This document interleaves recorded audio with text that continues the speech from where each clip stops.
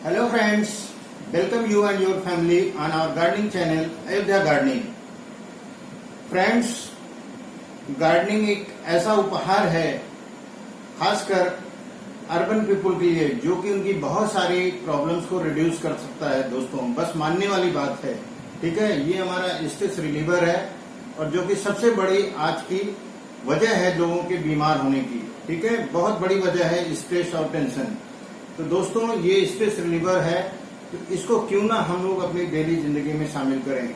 दोस्तों, मैं एक बुक में पढ़ रहा था, पर्यायवाची दिया था उपवन का पर्यायवाची आराम, जिसको हम इंग्लिश में कह सकते हैं सिनोनिम्स। उपवन का सिनोनिम जो है आराम दिया था। अब आप समझ सकते हैं गार्डनिंग क्या है। गार्डनिंग आराम का दूसरा नाम है दोस्तों। हर लिहाज से हमको मानसिक शांति देता है, हमको शारीरिक देता है, हमको जो बीमारियां अगर किसी को हो गई हैं उसकी रिकवरी रेट बढ़ा देता है। बहुत सारी ऐसी रिपोर्ट्स हैं। तो दोस्तों, इस मुहिम के साथ कि सब लोग स्वस्थ रहें, हर लोग गार्डनिंग के प्रति प्रोत्साहित हों, आइए हम आज एक दूसरे अच्छे से पौधे के बारे में, बहुत ही लोकप्रिय पौधा बारे में जो कि हमारे बगल में है, उसके बारे में आज चर्चा करते हैं। दोस्तों, ये पौधा हमारा है गुड़हल का, ठीक है, जिसको कि हम लोग हिबिस्कस भी बोलते हैं। तो गुड़हल एक ऐसा पौधा है दोस्तों, हम बचपन से देखते हैं, बहुत ही पॉपुलर है, चारों तरफ हमको दिख जाता है, सड़क पे निकलते हैं, बहुत सारे सड़क के किनारे लगे रहते हैं, घरों में लगे रहते हैं, घरों के बाहर, बाउंड्री के बाहर लगे रहते हैं। तो आज इसको दोस्तों हम समझना है कि एक्चुअली वास्तव में जब हम इसको एक क्ले पॉट में लगाते हैं, एक गमले में लगाते हैं, तब इसकी कैसे केयर करनी चाहिए दोस्तों, ठीक है।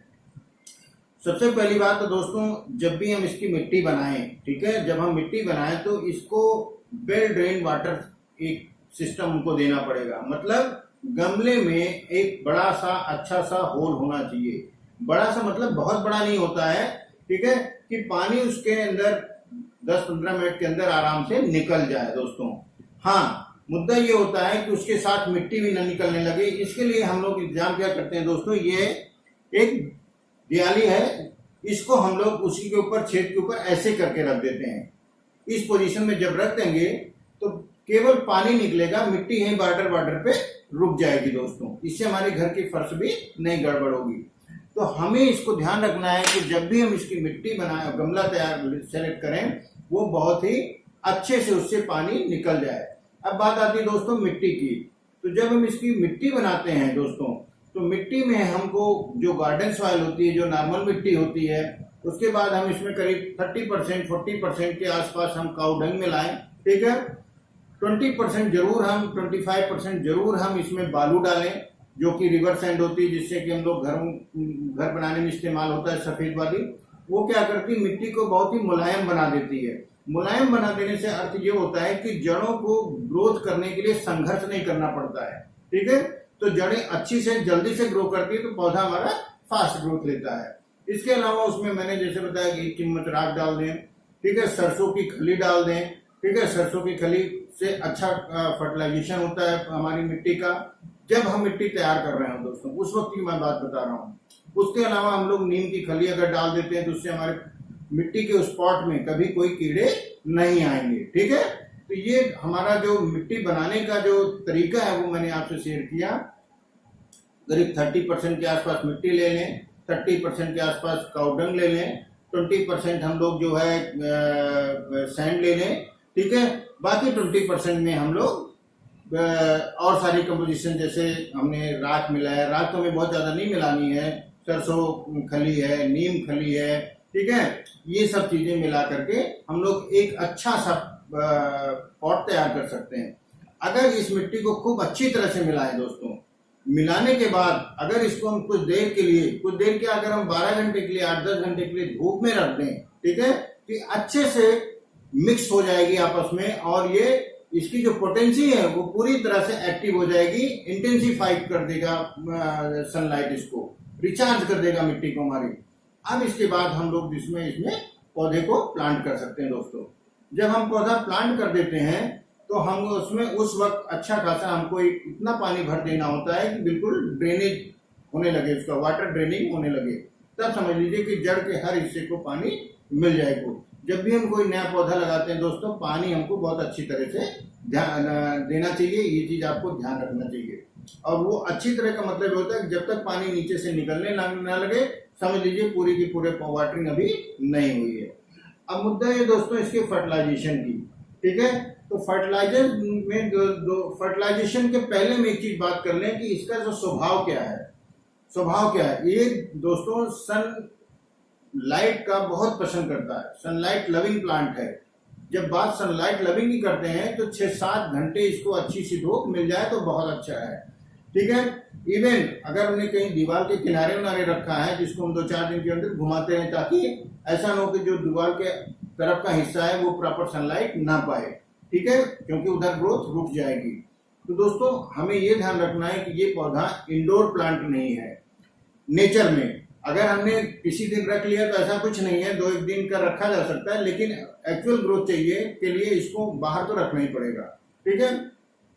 दूसरी चीज अगर आपसे हम बात करना चाहें तो इसका जब हम लोग प्लास्टिक के गमले में रखते हैं दोस्तों, तो ये जो उस वक्त जब सनलाइट बहुत तेज होती है, खासकर गर्मियों में मई जून में, उस वक्त क्या होता है प्लास्टिक के गमले गर्म हो जाते हैं, ठीक है, और उससे हमारी जड़ों को नुकसान पहुंचता है। तो उस वक्त कोशिश तो ये करें वहां से डायरेक्ट सनलाइट इतनी तेज ना पड़े, खासकर जड़ एरिया में, ठीक है, ताकि हमारा पौधों को कोई नुकसान ना हो। वैसे सजेस्ट यही करेंगे दोस्तों कि मिट्टी के बर्तन में ही हम लोग बनाएं। अगला पौधा हम मिट्टी के बर्तन में लगाएंगे, क्योंकि हमने भी ऐसे इसको प्लास्टिक में ही रखा है, हालांकि इसकी ग्रोथ आप देख रहे हैं कितनी अच्छी है, ठीक है। तो इसमें दोस्तों काउडंग, हम अगर काउडंग 2-3 महीने के अंदर पे 1 कटोरी के आसपास अगर इसमें मिट्टी हटाएं, ठीक है, मिट्टी हटाएं, ऐसा नहीं कि हम उसके ऊपर डाल दें और हल्का सा मिला दें, नहीं, पहले से हम 2-3-4 इंच की मिट्टी हटाएं, ठीक है। मिट्टी हटाने के बाद उसमें काउडंग रख दें, उसमें हम नीम की वो सरसों की खली भी के टुकड़े रख सकते हैं, उसके बाद फिर उसी मिट्टी से हम ढक करके पानी इसको सप्लाई कर सकते हैं, और इससे क्या होगा उसका जो न्यूट्रिएंट का सप्लाई एब्जॉर्प्शन होगा पानी देने से बहुत फास्ट होगा दोस्तों, ठीक है। ये दोस्तों एसिड लविंग प्लांट है, यानी इसकी जो सॉइल का नेचर है वो एसिडिक है, ये एसिडिक सॉइल पसंद करता है। इसका मतलब क्या हुआ, ये बरसात का पौधा हुआ, बरसात में खूब बढ़ता है। देखिए इसको कुछ बरसात के पानी मिले हैं बाहर रखने से, तो देखिए क्या हालत है इसकी ग्रोथ की, ठीक है। आप देखते होंगे बरसात का पानी जब दीवारों हाथ पे गिरता है तो दीवारें काले हो जाती हैं, ठीक है, काली हो जाती हैं, वो उनका उसमें एसिडिक नेचर होने की वजह से ऐसा होता है, और वही एसिडिक नेचर इनके लिए वरदान होता है। बरसात में देखिए चारों तरफ गजब की हरियाली हो जाती है, ठीक है। वैसे आप तालाब का पानी, नदी का पानी डालें तो उतनी नहीं हरियाली मिलेगी जितना बरसात के पानी, क्योंकि बरसात का पानी इनके पत्तों पे भी पड़ता है, तो एसिडिक होने की वजह से चारों तरफ हरियाली बढ़ने का वही वजह है कि बरसात में पौधे खूब खिल जाते हैं। तो दोस्तों ये एसिड लविंग प्लांट है, बरसात में तो इनको खूब अच्छी एसिड नेचुरल मिलती है, एसिडिक वाटर। दोस्तों अगर बरसात जब खत्म हो जाती तब हम लोगों के पास क्या हल है इसका, तो इसके एक नहीं कई हल है। हम लोग दही है, दही के पानी को, दही को 2-3 चम्मच दही रख करके उसमें पानी मिला करके उसको घोल करके इसमें डाल सकते हैं, ठीक है। उसके अलावा हम लोग विनेगर, ठीक है, विनेगर को भी ऐसे ही हमने 2-3 चम्मच विनेगर लिया, ठीक है, उसको कटोरे में मिलाया, पानी मिलाया, उसमें 1 लीटर पानी के मिला करके हमने इस डाल दिया। या फिटकरी है, फिटकरी भी बहुत अच्छा स्रोत है हमारे सॉइल्स को एसिडिक बनाने का। तो उसको क्या है कि क्रश कर लीजिए, पाउडर बना लीजिए, 1 लीटर पानी में मिला लीजिए, खूब अच्छे से घोल लीजिए, खूब अच्छे से घोल लीजिए, उसके बाद मिट्टी में डाल दीजिए।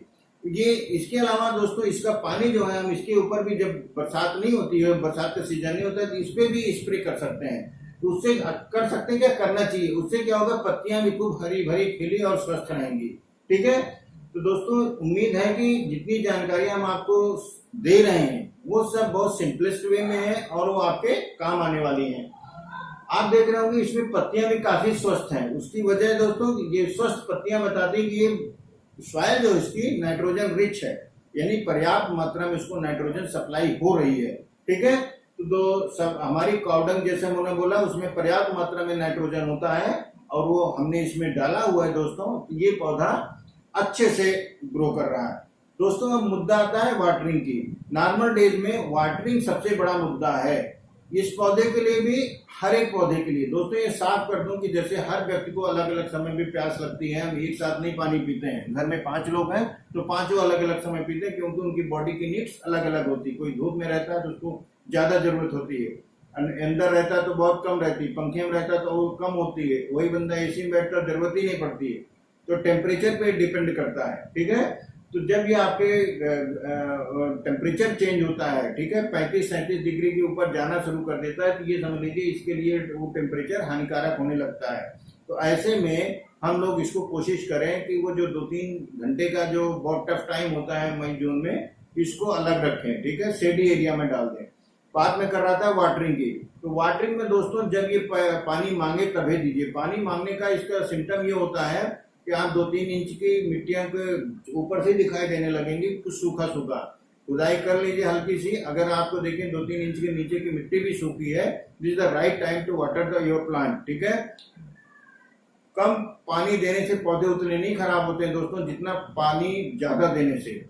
अगर पौधों में नुकसान क्या होता है, अगर आपने ज्यादा पानी बहुत दे दिया तो पत्तियां पीली पड़ने लगेंगी। कम पानी अगर पौधे को तब भी पत्तियां पीली पड़ने लगती है दोस्तों। तो इस वक्त ये इसकी स्थिति बता रही है, एक भी पौधे पत्ते में कहीं पीलापन नहीं है। मतलब है ना इसमें एक्सेस वाटर है ना कम वाटर है, ये बिल्कुल स्वस्थ हालत में दोस्तों हम लोग पोटेशियम की सप्लाई इसको देते हैं। पोटेशियम से क्या होता है, बड्स अच्छी से बढ़ती हैं, ठीक है, फूल अच्छे आते हैं। तो जितने जब ये पौधे ग्रोइंग स्टेज में होते हैं इन दिनों खासकर, ठीक है, जिसमें कलियां खूब आ रही होती है, तो उस वक्त इसको सप्लीमेंटेशन की ज्यादा जरूरत। देखिए इसमें खूब कलियां आ रही हैं, ये बस एक तो आज भी पौधे इसमें फूल खिला था डे आवर्स में, और ये जो है पूजा के लिए यूज हो गया। यहाँ पर देखिए, यहाँ पर देखिए, आप कोई भी ब्रांच लीजिए, यहाँ पर देखिए ढेर सारी कलियां निकल रही हैं। ये बताता है कि पौधे, यहाँ पर देखिए पौधे को हर तरह से पूरी तरह से ये पौधा वेल केयर्ड, वेल मैनेज, और जो कुछ भी इसको चाहिए वो सब मिल रहा है। यहाँ पर भी देखिए, ठीक है। तो बहुत सारे इसमें आने वाले इस हफ्ते में हमको लगता है 10 से 15 फ्लावर्स आएंगे दोस्तों। तो उम्मीद है दोस्तों कि जब भी हम वाटरिंग करें, आप इस बात का हमेशा ख्याल रखें कि वाटरिंग एक्सेस तो बिल्कुल ना होने पाए, ठीक है। बार बार वाटर करने से क्या पौधा होगा, आपका सारा किया हुआ मेहनत खराब हो जाएगा। तो उम्मीद है दोस्तों जितनी जानकारी हमने इस प्यारे से पौधे के बारे में जानकारी की, और ये बहुत इजली अवेलेबल है, बचपन का हमारा साथी रहा है, ठीक है। इसकी खासियत क्या है, इतनी अच्छी हरियाली भी दे रहा है, फ्लावर भी दे रहा है, तो हमारे लिए बहुत ही अच्छा है, ठीक है। ये इंडोर प्लांट नहीं है, तो मैंने आपको बताने के लिए यहाँ पर रख लिया दोस्तों। अल्टीमेटली इसको धूप में ही रखना है। हाँ, 1-2 दिन के लिए रख सकते हैं तो उससे कोई फर्क नहीं पड़ता है, इतना इम्यूनिटी इनकी होती है। तो उम्मीद है दोस्तों कि हमने जितनी जानकारी आपसे शेयर की, अगली वीडियो में हम जब भी इस पे बनाएंगे गुड़हल के बारे में, हमारी होगी पूरी कि हम पूरा एक प्रैक्टिकल करें कि कैसे हम इसको रिपोर्ट करेंगे, या दूसरा पेड़ लगाएंगे तो कैसे लगाएंगे, उस गमले में का पूरा आपके सामने वीडियो रखेंगे। और इसका दोस्तों कटिंग से ही ये पौधा बहुत अच्छे से उग जाता है, कटिंग से ये पौधा उग जाता है। इसके लिए कोई जरूरी नहीं कि हम नर्सरी से नया प्लांट लाएं। इसकी एक और खासियत है, ये जन सामान्य का पौधा है दोस्तों। इसमें क्या है कि इसका अगर, जैसा मैंने बताया कि 35-37 डिग्री टेम्परेचर पे ये थोड़ा सा इसको बैड फील होने लगता है, ये मैनेज नहीं कर पाता चीजों को। इसी तरह दोस्तों सर्दी में ये डोरमेंट में चला जाता है, मतलब सर्दी में ये कोई ग्रोथ नहीं करता है। जो भी पौधे जिस सीजन में ग्रोथ नहीं करते हैं, उस वक्त उनको हम ना बहुत ज्यादा वाटरिंग करते हैं, ना ज्यादा हम बहुत ज्यादा फर्टिलाइजेशन करते हैं, ठीक है। फर्टिलाइजेशन सबसे अच्छा समय ये होता है जब ढेर सारी कलियां निकली होती है, तो इनको ज्यादा फर्टिलाइजेशन की जरूरत होती है दोस्तों, ताकि ये अच्छे से खूब खिल सकें। तो उम्मीद है दोस्तों इतनी सारी जानकारियां आपको दी, और आने वाले समय में और भी हमारे पास पौधे हैं अलग वैरायटी के, उसको भी आपके सामने रख करके उसको हम रिपोर्ट करके आपके सामने रखेंगे। गुड़हल एक ऐसा पौधा जिसकी बहुत वैरायटीज हैं दोस्तों, सफेद में भी होता है, पीले में भी होता है, लाल में भी होता है, लाल में भी कई तरह की वैरायटीज होती हैं। It's a very fantastic plant दोस्तों। I hope that this information will help you a lot to care your hibiscus. Thank you.